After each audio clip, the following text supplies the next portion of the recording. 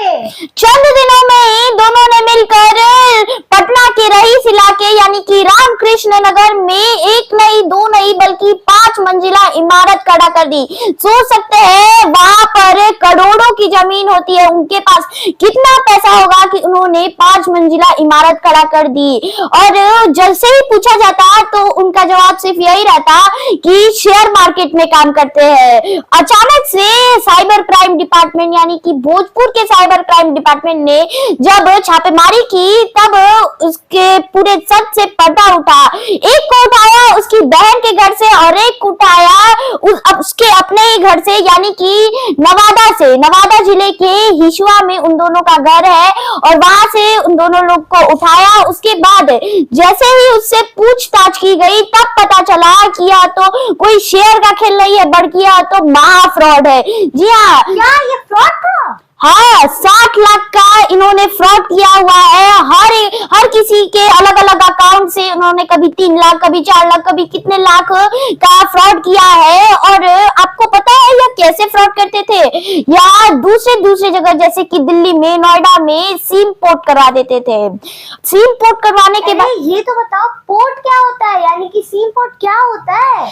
यह जो SIM port है इसका मतलब ये है कि सबसे पहले ये जो फ्रॉड करने वाले थे इससे छोड़ो, देखो अगर तुम्हारा ही सिम खो जाएगा फोन का तब या फिर चोरी हो जाएगा तो तुम जाहिर सी बात है कंपनी के पास जाओगी और कंपनी के पास जाने के बाद यह लोग सबसे पहले उनका एक साथी ही होता है जो कहीं दूसरी जगह पे रहता है जैसे दिल्ली में नोएडा में और भी बहुत सी जगह पे वह संचालन करता है इसका।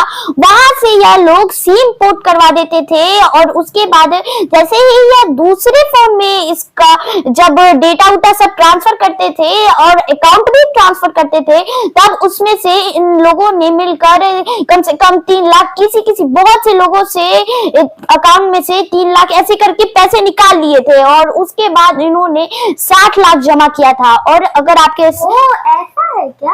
हाँ, सबसे जरूरी बात यह भी बता दूं कि इनके पास बाकी लोगों का जितने भी लोगों का फोन का नंबर रहता था उसकी मदद से ये जिसका फोन का अकाउंट का जो कंप्लेन आता था कि मुझे नया सिम निकलवा दीजिए उसके नंबर से दूसरे के नंबर पे पहले तो पैसा ट्रांसफर करते थे उसके बाद अपने फोन पे पैसा ट्रांसफर करवा लेते थे या फिर किसी कहीं के भी एटीएम से या फिर कहीं बैंक हर जगह से यह लोग पैसा ट्रांसफर कर लेते थे। नहीं, ये तो बहुत ही ज्यादा गलत बात है, उन्हें सजा मिलनी चाहिए। हाँ, अभी तो देखा जाएगा कि क्या हुआ है, लेकिन जो साइबर क्राइम डिपार्टमेंट के डीएसपी है उन्होंने बहुत सी बातें भी कही है। उससे पहले मैं आपको इनकी बातें सुना देती हूँ जिनके साथ ऐसा फ्रॉड हुआ था और उन्होंने साफ कहा है। आप पहले सुन लीजिए कि उनके साथ कैसे हुआ था, क्या हुआ था। तो नहीं, आपका काम थोड़ा अटका हुआ है, हम जैसे बोल रहे हैं मोबाइल पर वैसे वैसे कीजिए। उसी में एक OTP भेज दिया, हमसे OTP ले लिया, आप काम ये कर लिया। 2 दिन के बाद मेरा मोबाइल भी हैक कर लिया, पोर्ट कर लिया, दूसरा में कन्वर्ट कर लिया और मोबाइल बंद हो गया। हमको पता नहीं चल रहा था कि क्या हो रहा। तब तक अचानक हम बैंक चले गए तो हमारा मालूम हुआ कि पैसा तो आपका निकल रहा है। तब तक हम तुरंत अपना बैंक का होल्ड किए। और जब इस सब का खुलासा हुआ और उसके बाद इन्होंने अभी तक सिर्फ यही स्वीकार किया है कि हमने 60 लाख का ही पैसा निकाला है, लेकिन अभी तो कागजात सारे पहले देखे जा रहे हैं और या तो अभी काम जारी ही है। लेकिन जब इनके पास से जांच पड़ताल की गई तब उनके पास से 1 लाख रुपए नगद और एक कार भी मिली। और आप सोच सकते हैं इनके पास इतना पैसा होगा कि इन्होंने पटना के रईस इलाके रामकृष्ण नगर में जा करोड़ों की जमीन, सिर्फ जमीन लेने में ही कितना पैसा खर्च किया होगा और ऊपर से घर बनवाने में, तब तो आप सोच सकते हैं इनके पास कितना पैसा होगा।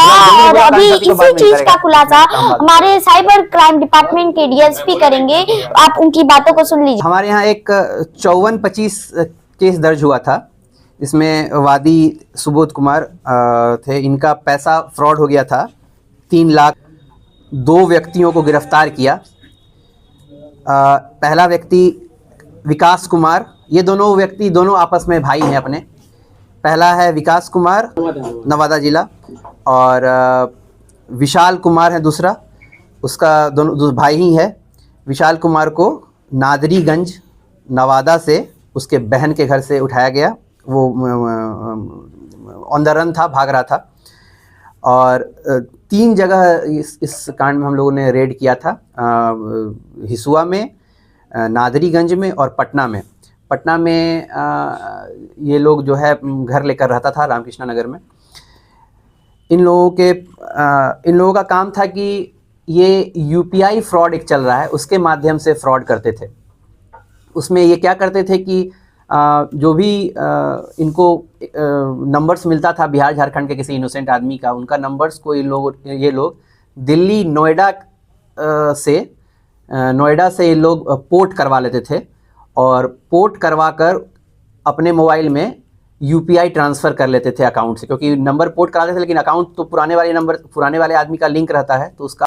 तो आपने साइबर क्राइम डीएसपी की बातों को सुन लिया। इससे पहले मैंने आपको जिनकी बातों को सुनाया था कि उनके साथ कैसे फ्रॉड हुआ, आपने उनकी बातों को भी सुना था कि सबसे पहले उनको एक फोन आया था ओटीपी के लिए, उसके बाद उनको फिर आया था यह कि आप अपना नंबर दे या सारी चीजें, फिर 2 दिन बाद ही उनका फोन बंद हो गया। अरे रुको, मुझे कुछ बोलने दो। हम आपसे आग्रह करते हैं कि आप किसी को भी अपना बैंक डिटेल्स और अपना ओटीपी और डाटा किसी को भी ना दे। ये फ्रॉड आपके साथ भी हो सकता है। और ऊपर से बैंक ये भी कहता है कि आप अपनी कोई भी डिटेल किसी भी इंसान को, अनजान व्यक्ति को ना दे। और ये ऐसी वीडियो हमने पिछले बार भी अपलोड की थी, आप हमारे सब्सक्राइब चैनल में जाके आप उसे देख सकते हैं। और हाँ, सबसे पहले आपको यह भी बता देते हैं जाते जाते कि जो मुकेश कुमार थे उनके साथ भी कुछ ऐसा ही फ्रॉड हुआ था 3 लाख का। तभी उन्होंने जाकर साइबर क्राइम डिपार्टमेंट में कंप्लेन लिखवाई। उसके बाद जो ये पूरी डिपार्टमेंट की टीम थी वह एक्टिव हुई और उसके बाद उन्होंने यह सारी जांच पड़ताल की और एसपी मिस्टर सिराज के साथ जो डीएसपी है या साइबर क्राइम डिपार्टमेंट के, उन्होंने उनके नेतृत्व में इस टीम को गठित किया था और उसके बाद उन्हें यह सफलता मिली। तो अगर आप चाहते हैं लाइक और सब्सक्राइब कर ले, फेसबुक से लाइक और फॉलो कर ले। तब तक के लिए नमस्कार और पेज से वीडियो लेते आएंगे।